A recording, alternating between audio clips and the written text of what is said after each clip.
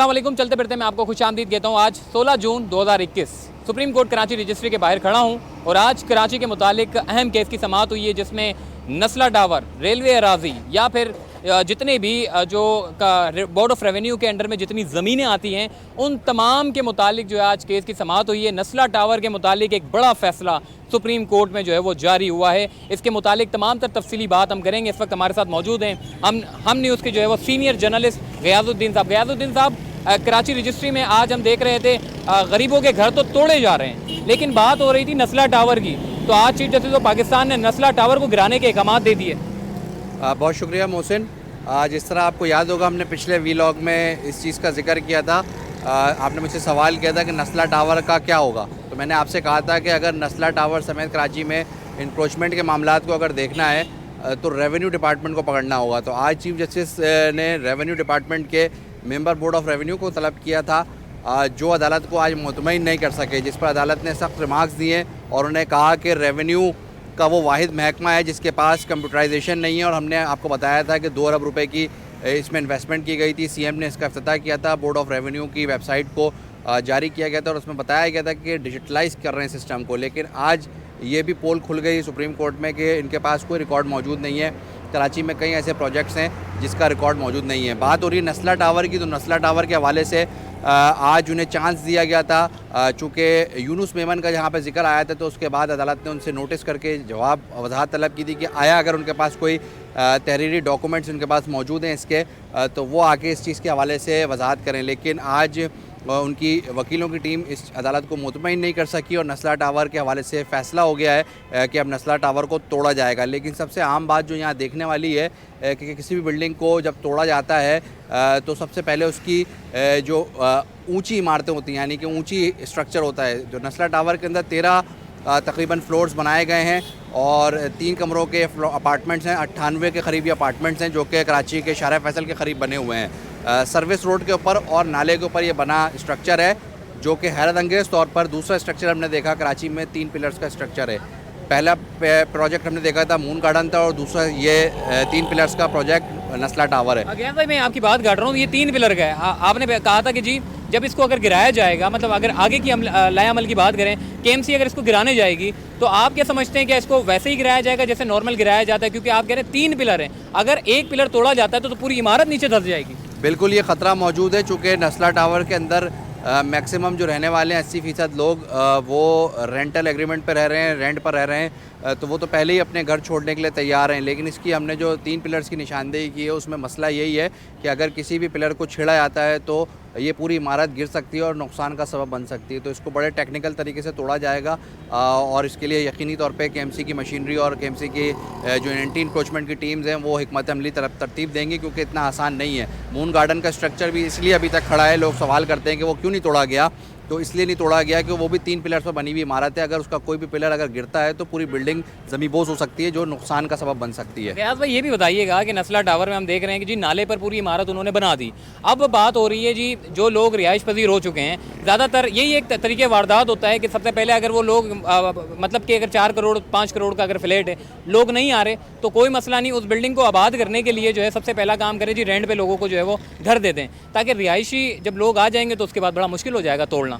बिल्कुल आपने सही निशानदेही की और मैं रेंट अगर आपको बताऊं तो आप चौंक जाएंगे।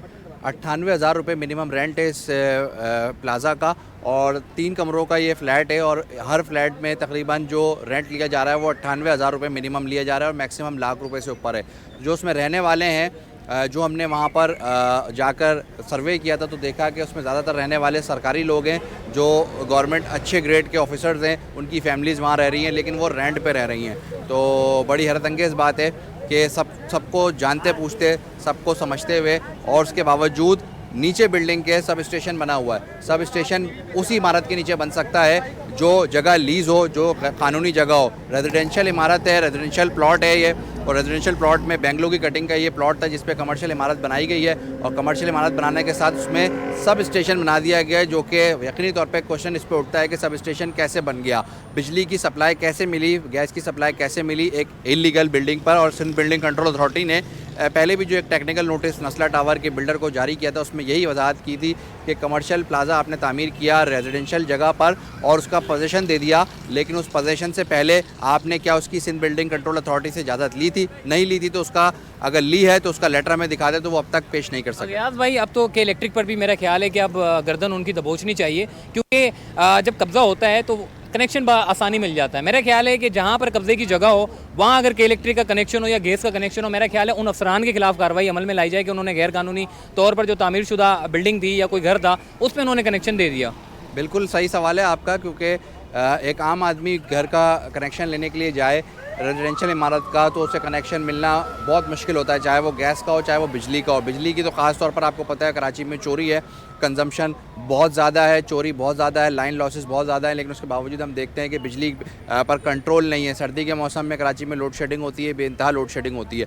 तो सवाल बिल्कुल उठा, मैंने ये सवाल मुनीस अलवी जो कि दूसरी हेयरिंग के लिए यहाँ पर आए हुए थे, CEO के इलेक्ट्रिक हैं, उनसे सब स्टेशन का सवाल ज़रूर किया तो वो मुनासिब जवाब नहीं दे सके। उनका ये कहना था कि हमारे पास जो नए मीटर्स की दरख्वास्तें आती हैं, चाहे वो कमर्शियल्स हों कुछ भी हो, चूँकि के इलेक्ट्रिक प्राइवेट अदारा है तो वो अपने मुनाफा कमाने के लिए दरख्वास्तों पर अमल ज़रूर करता है, चाहे उनके पास बिजली हो नहीं हो, वो नए कनेक्शन। मतलब ये है कि जी सब बस सूटकेस भर के पैसा दे दें सब काम हो जाएगा।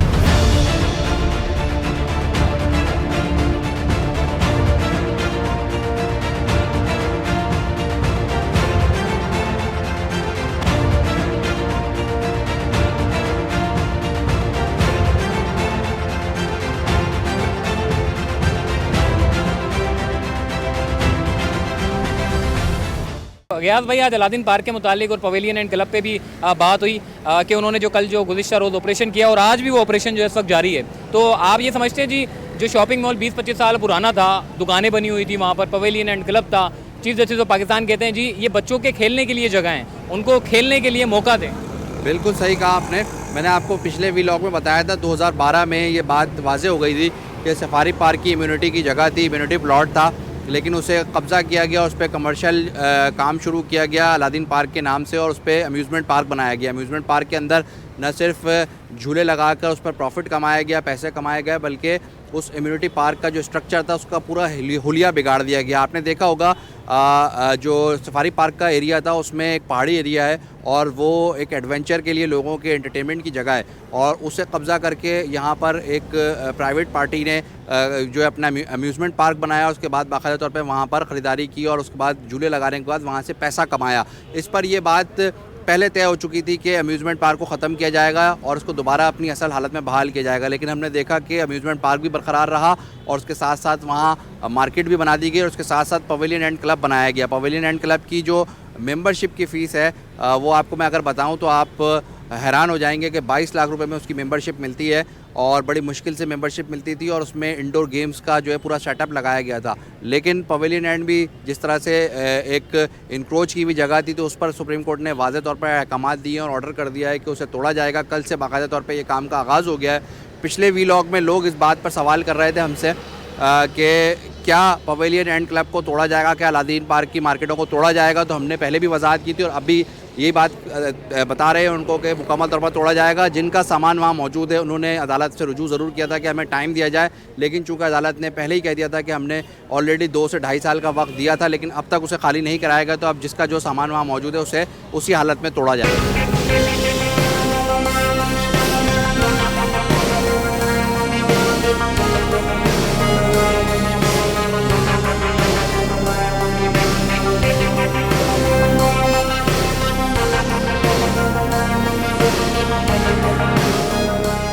भाई KMC के बारे में बड़ी चीफ जस्टिस ऑफ पाकिस्तान ने रिमार्क्स दिए। उन्होंने कहा कि जब मैं छोटा था, यानी कि अभी की बात कर लें, जब तकरीबन 20-25 साल पहले की बात करें तो KMC का इदारा बावसूख इदारा था। मतलब उनका एक अगर नोटिस चला जाए तो इदारे हिल जाते थे, लोग हिल जाते थे, लेकिन अब उनके नोटिस की कोई वैल्यू ही नहीं है। मतलब उन्होंने कहा कि 80% जो KMC के मुलाजमीन हैं उनको फारिग कर दें, वो किसी काम के नहीं है, मतलब रोडों पे नज़र नहीं आते वो काम करते हुए, तो उनको रखने की क्या ज़रूरत है। 80% को फारिग करें और 20% से जो है वो काम लें।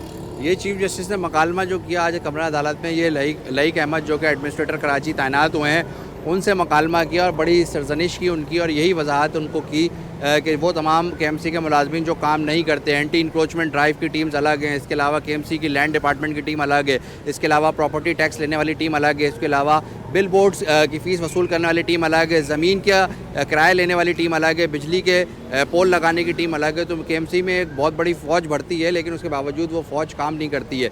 फ़ौज का काम होता है इदारे को बनाना, फ़ौज का काम होता है उनके लिए रेवेन्यू इकट्ठा करना। वो बेकार फ़ौज है जिस पर चीफ जस्टिस ने आज सख्त अल्फाज इस्तेमाल किए। उनका ये कहना था कि एडमिनिस्ट्रेटर को भी घर भेजना चाहिए और साथ साथ जो उनके मातहत लोग काम कर रहे हैं उन्हें भी घर भेजना चाहिए। तो इसी पर आज तमाम मकालमा हुआ चीफ जस्टिस का एडमिनिस्ट्रेटर से, और एडमिनिस्ट्रेटर अदालत को मुतमईन तो ना कर सके, अलबत्ता अदालत की बात से इत्तेफाक ज़रूर किया कि यकीनन आप सही कह रहे हैं कि केएमसी में वो तमाम लोग गैर ज़रूरी भर्तियाँ हो चुकी हैं जो बिल्कुल काम नहीं करते, उन्हें घर बैठे तनख्वाह मिल रही है।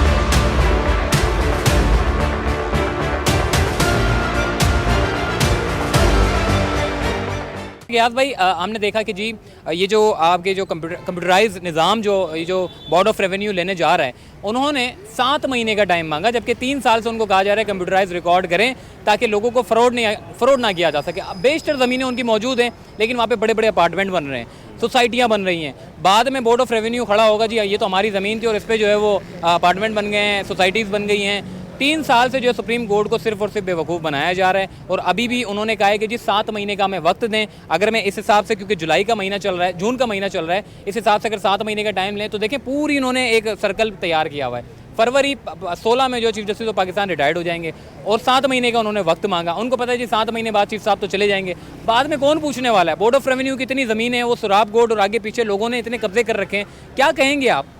बिल्कुल, आपने सही पॉइंट आउट किया कि फरवरी में चीफ साहब रिटायर हो जाएंगे, तो जाहिर सी बात है रेवेन्यू के डिपार्टमेंट को ज़्यादा खंगालते हैं, क्योंकि रेवेन्यू के अंदर हमने हाई कोर्ट में भी देखा, जब वो चीफ यहाँ के रहे थे, जज रहे थे, तो वो रेवेन्यू डिपार्टमेंट को ज़्यादा चेक एंड बैलेंस रखते थे। उनकी अच्छी स्टडी है रेवेन्यू के अंदर।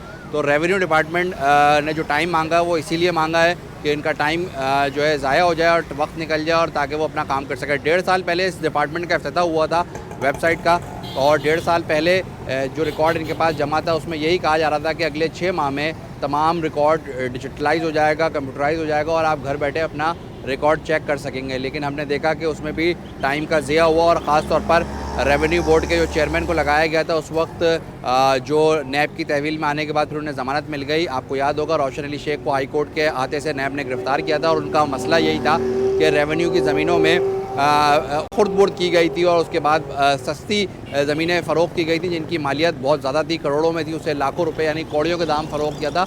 नैब ने इस बात पर गिरफ्तारी की थी, लेकिन हमने देखा कि रोशन अली शेख ने भी ज़मानत हासिल कर ली है। और रेवेन्यू डिपार्टमेंट का अगर स्ट्रक्चर देखना है तो उसके लिए कराची में सिर्फ 2 ऑफिसर नज़र आते हैं, जिसमें एक तो मैंने आपको रोशन अली शेख का नाम बताया, दूसरा डिप्टी कमिश्नर ईस्ट हैं मोहम्मद अली, वो भी रेवेन्यू डिपार्टमेंट में रहे हैं, और बहुत सारे प्लॉट्स के अंदर और बहुत सारे डिस्टर्बेंस के अंदर उनके नाम हमें सामने आते हैं। और कल भी हमने देखा कि एक सेशन अदालत से उनके अगेंस्ट ऑर्डर हुआ है कि उन्होंने फरवरी के महीने में गुलिस्तान जौहर के अंदर कुछ शादी हॉल से जो कि लीज जगह पे बने हुए थे उसे तोड़ने की कार्रवाई की थी, जिस पर अदालत ने इंक्वायरी की थी डीजे ईस्ट ने। और डीजे ईस्ट ने जब मजिस्ट्रेट को इंक्वायरी करने को कहा तो मजिस्ट्रेट ने अपनी रिपोर्ट में वाज़ेह किया है कि ये ज़ाती तौर पर कार्रवाई की गई है, और इसके पेपर्स होने के बावजूद डीसी ईस्ट को नॉमिनेट किया, उसके साथ उनके जो 4 मातहत अफसरान थे उन्हें नॉमिनेट किया है कि उन्होंने ज़ाती तौर पे इस चीज़ को मिसहैंडल किया और जानबूझ के इस राजी को नुकसान पहुँचाया। यार भाई बड़ी अच्छी बात गई, गिनती की गिनी चुनी जो है वो कार्रवाई की गई,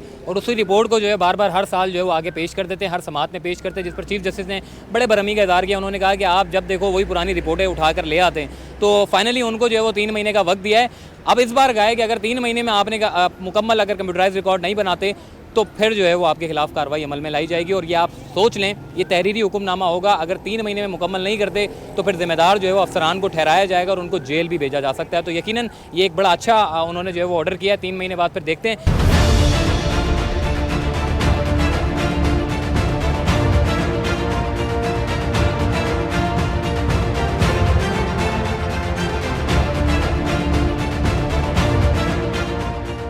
गियास भाई, एक रेलवे अराजी पे भी बात आई कि रेलवे अराजी पर जो है उन्होंने जो है वो बड़े अच्छे रिमार्क्स दिए। उन्होंने कहा कि मुलाजमीन को एक तो रेलवे की अराजी दी गई कुछ हद तक, यानी कि एक महदूद वक्त तक, क्योंकि वो सरकारी हैं, उनका अपना घर नहीं है, मगर रेलवे के मुलाजमीन ने शहरियों को वो बेच दिया और आज वो शहरी जो है रेलवे की ज़मीनों पर बैठे हुए हैं और वो दावा करते हैं जी ये ज़मीन हमारी है, जबकि अगर पुराने रिकॉर्ड की बात करें तो वो ज़मीनें तो सरकारी ज़मीन है। जिस तरह हमने देखा केएमसी की लीज़ की बात होती है, डीएमसी की लीज़ की बात होती है, तो लीज़ किसी भी वक्त कैंसिल की जा सकती है। इसी तरह रेलवे के मुलाजमीन को जो जगह फराम की गई थी वो रेलवे की अपनी ज़मीनें हैं। रेलवे ने अपने मुलाजमीन को, उन मुलाजमीन को जो परमानेंट मुलाजमीन थे, उन्हें रहने के लिए जगह दी थी, लेकिन हमने देखा कि रेलवे मुलाजमीन ने वही हाल किया जो स्टील मिल के मुलाजमीन ने किया था, उन जगहों को फ़रोख्त कर दिया या फिर किराए पर चढ़ा दिया।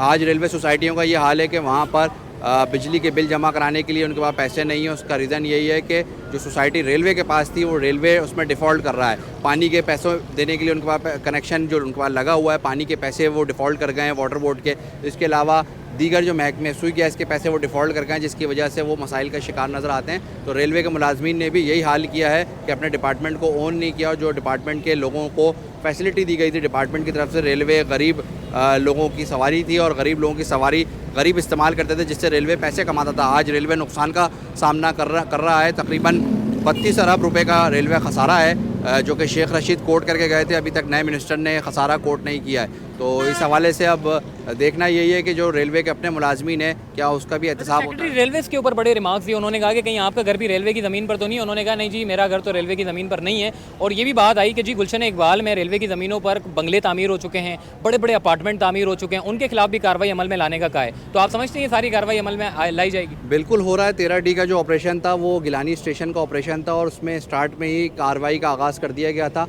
और सिलसिला यही था कि जो रेलवे सर्कुलर रेलवे की जगह थी, उसके अलावा पाकिस्तान रेलवे की जो असल ज़मीनें थी उस पर कब्ज़ा किया गया था। उसमें पेट्रोल पंप्स भी थे, उसमें कुछ प्लाजा भी कायम किए गए थे, उस पर इंक्रोचमेंट की कार्रवाइयाँ की गई हैं। आहिस्ता आहिस्ता रेलवे का सिस्टम हमें बेहतर होता हुआ नज़र आ रहा है, लेकिन उस पर भी चीफ जस्टिस से सख्ती बढ़ती है तो नज़र आ रहा है। अदरवाइज़ रेलवे का निज़ाम बहुत बुरा था, लेकिन अब हमने देखा कि हैदराबाद तक और सिंध के अंदर तक जहाँ रेलवे की ज़मीनों पर कब्ज़ा नज़र आ रहा है उसको रेलवे वागुजार करा रही है, जिसमें हमने देखा कि एक बहुत बड़ी टेक्सटाइल टाइकून का गोदाम खाली कराया गया, उसके अलावा पेट्रोल पंप्स खाली कराया गया, उसके अलावा बहुत बड़े बड़े गोदाम। यही बात सेक्रेटरी रेलवेज ने कही कि 2009 से, यानी कि 2009 में जो है ये लोग सारे आकर बैठे हैं।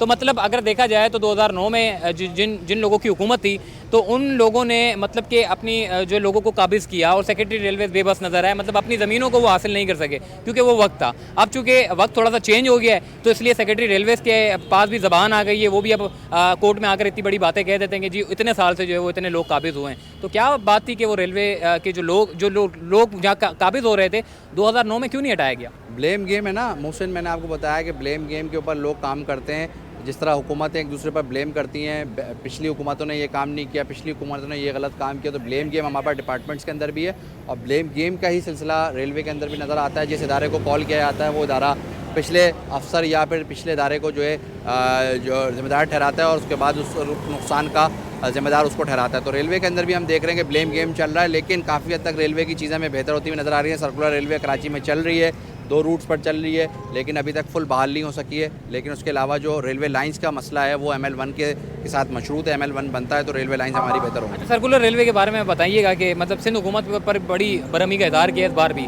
जो ज़मीनों की हेर फेर बंदर बाट जो चलती आई है उस पर सिंध हुकूमत पे चीफ जस्टिस बड़े बरहम दिखाई दी। आज क्या क्या बातें हुई?